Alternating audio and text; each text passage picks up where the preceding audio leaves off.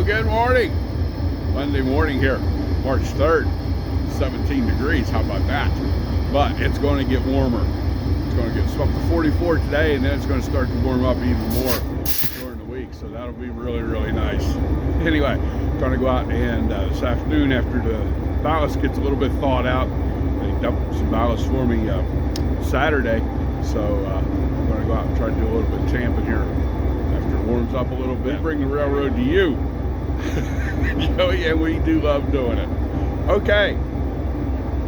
Thank you very much for tuning in and watching. Hope you have a really good day. Hope you enjoyed today's show. Now look at this. My last buddy, who's retired now, did have a good idea. For every 100 ideas he had, one of them was good. Grind the end off. Sometimes you can't get the bolt in. If you try to put it in with all the threads, it boogers the threads up, then you ruin your bolt. You can very often get this in there, get it started, and of course you have to take the nut off before you put the bolt in the joint. But I grind them off with the nuts here, and then I can back the nut right off, and you don't booger the threads up actually, and you can start the nut again. How about that? So little change in plans. They didn't dump rock where they were supposed to dump rock, or didn't get enough rock dumped. So we're going to go out and do joint corrections today. How about that? So I'll get some bolts here. All right.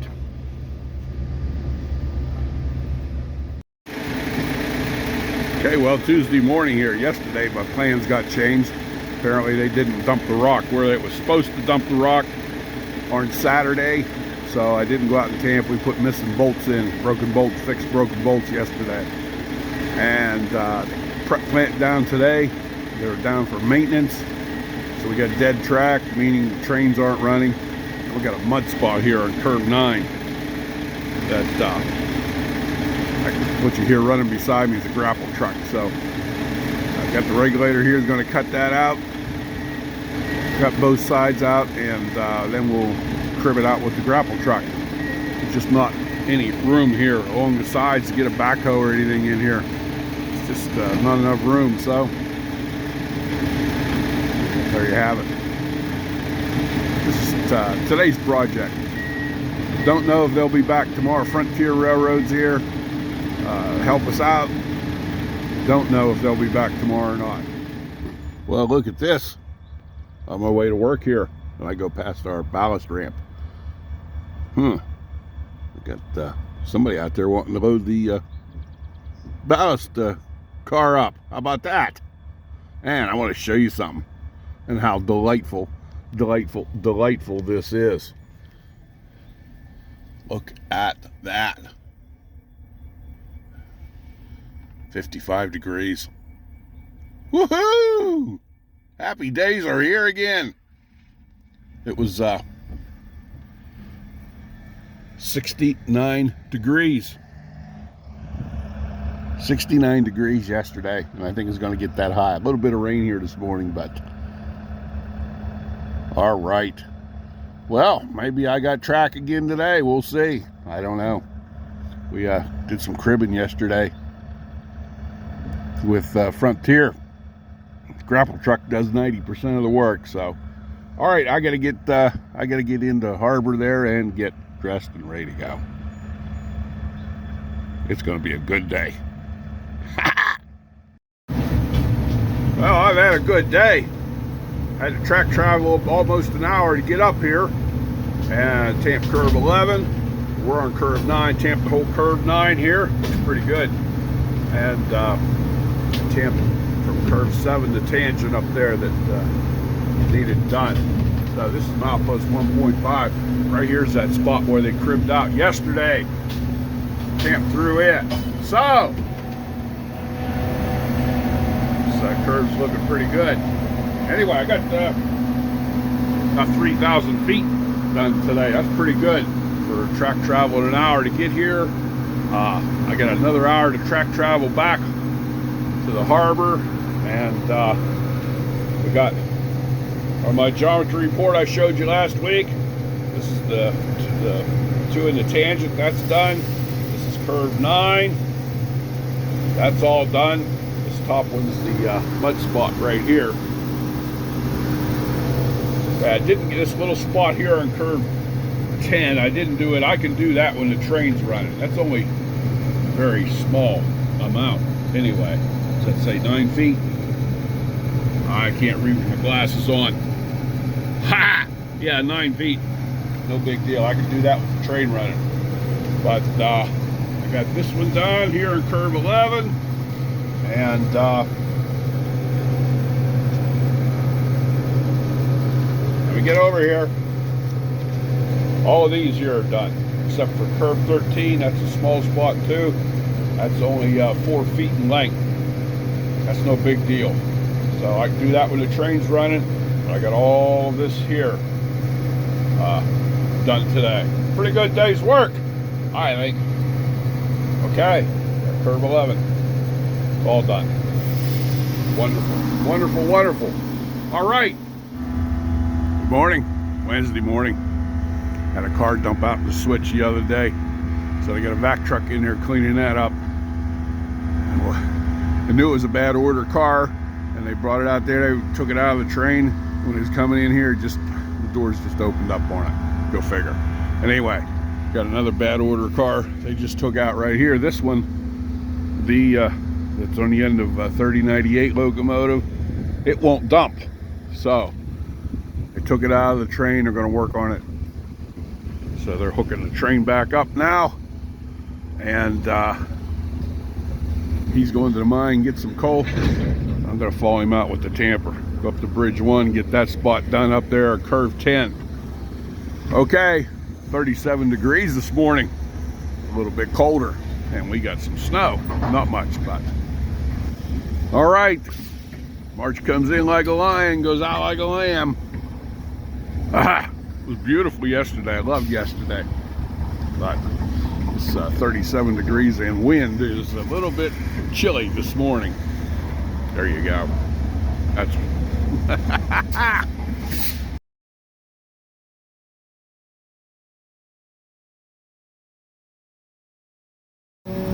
oh, we're here on curve 10, down there where the regulator's at. This track was let me get this. Track was over here just a little bit like that.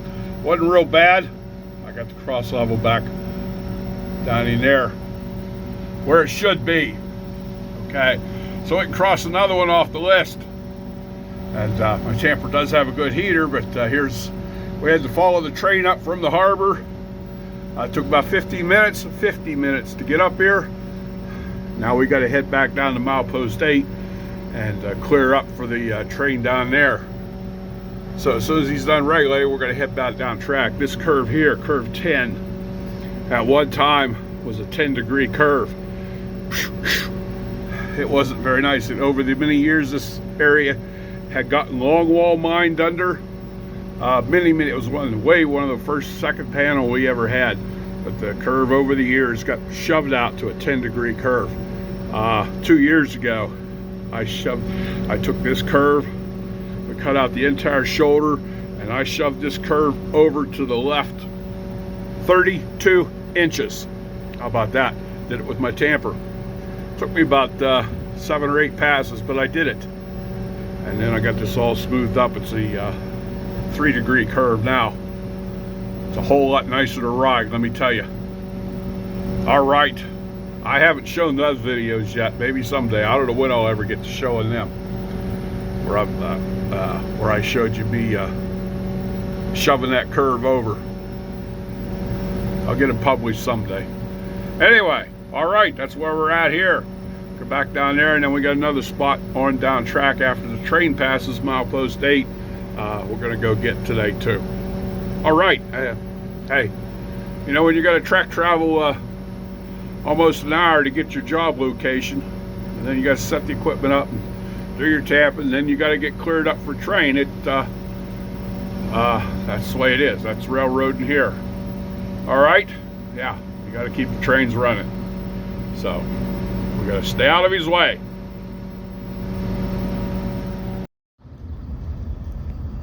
Friday morning, just getting here to work. Look what we got coming in. Nice.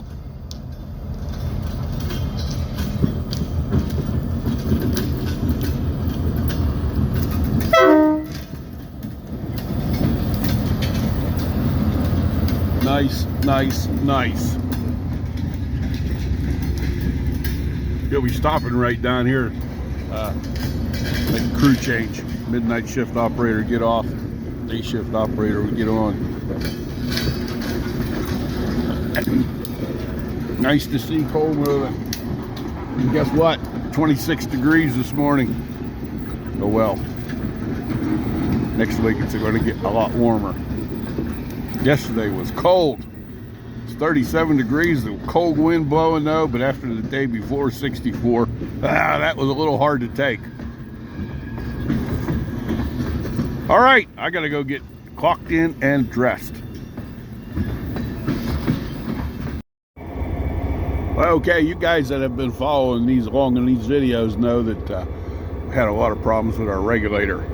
And right now, if you watch I think it was a couple videos ago, I was in there and it won't idle up. So I've got a mechanic here from Frontier Railroad today, and he's going to take a look at it, see if we have power down to the solenoid that controls the throttle on that. It's electric. There's a switch in the cab, goes down to that solenoid. So he just got here. We're gonna go down and see, he's gonna check that out and see what we come up with. Okay. And they was moving some cars around down here last night with this on midnight shift. That's why it's parked down here. This is down below our unloader where they unload the train at. What a delightful sound.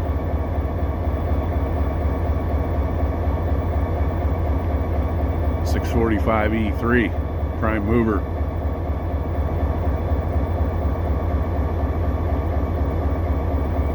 All right, I'm gonna get down and help this guy. That's the solenoid right there, and that's the plunger that controls the throttle. It's not lining up quite right. And we had a bad relay also, he found. How about that? Okay. We'll get it. Okay, a couple things I wanted to share with you. This is in the January-February 2025 issue of Coal Age magazine. And this is pretty cool. Iron Senergy's Cumberland Mine operates the longest face at 1,580 feet of any of the longwall mines across the country. How about that? And they have a breakdown for every single longwall. Here in Pennsylvania, there are 6. Cumberland's Iron Senergy. We're in the Pittsburgh number 8 seam. The seam height is 72 to 84 inches. Okay, the cutting height is 96 to 102. So they take a little bit of the top and a little bit of the bottom off, apparently. The panel width, 1,580 feet. The panel length is 15,000 feet, which is a lot. How about that? Anyway, the overburden, that means how deep it is 1,200 feet deep. A lot of pressure down there. How about that? And this is what they use is the shear is a Joy 7LS2A DDR, and you see the horsepower, the total horsepower, 1,692. How about that? Pretty cool stuff, huh? Yeah, we're right up there. All right. That's coal mining. Ha! Let me show you something else too. Okay, I'm not going to get into, I don't want to get into politics, but this is kind of interesting here. The Trump team is finally poised to deliver to Americans the energy policy they want, desperately need, blah, blah, blah. In national polling, 88% of Americans said they believe the U.S. should use an energy strategy that relies on a diverse mix of fuels. Including natural gas, coal, renewables, and nuclear energy, with only 12% disagreeing. Okay, and half Americans said the Trump administration should withdraw the Biden power plant regulations to allow coal plants to continue operating until sufficient replacement capacity has been built and brought online. Well, now that's pretty, again. Yeah, okay, if you're going to do away with coal, and we all know at some point it's going to go away. We don't know when, but at some point it will. But you can't just close down all these coal-fired power plants with nothing to replace them, right? And that only makes sense. Okay, well, while I'm on the subject here, I think you guys might be interested in this. Core Natural Resources Bailey, Consol. Anyway, the production figures for 2024 and 2023, and if you notice, Bailey and Enlow Fork, that's part of the Bailey complex, is Enlow Fork, as well as Harvey Mine. But you see this here, they both have 2 longwall units. All right, so look at this. Now let's go down here and look at Iron Senergy, and this is our production figure right here for 2024. So we're right up there, actually better than Enlow Fork. How about that? And this is the production figure for 2023. Much better than Enlow Fork per longwall unit. Like I said, Enlow Fork has 2 units, and this is what they put out. We have 1 unit, and this is what we put out. So that's pretty cool. All right. Pretty nice. All right. We're right up there, man. We're right up there with the big boys per longwall unit production. How about that? There's Harvey. That's the 3rd mine in the Bailey complex. Okay. Harvey did a little bit better than us per longwall unit, not much.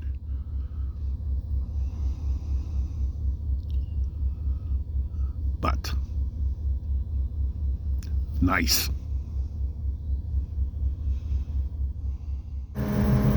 Well, second part of the project here today. I know it's really hard to see because my window needs cleaned off, but out there's a surfacing light, runs up and runs down. That raises the amount of track that I want to put a lift on the track. Anyway, I control it from in here with this switch here. Push it up, surfacing light goes up, I raise track higher.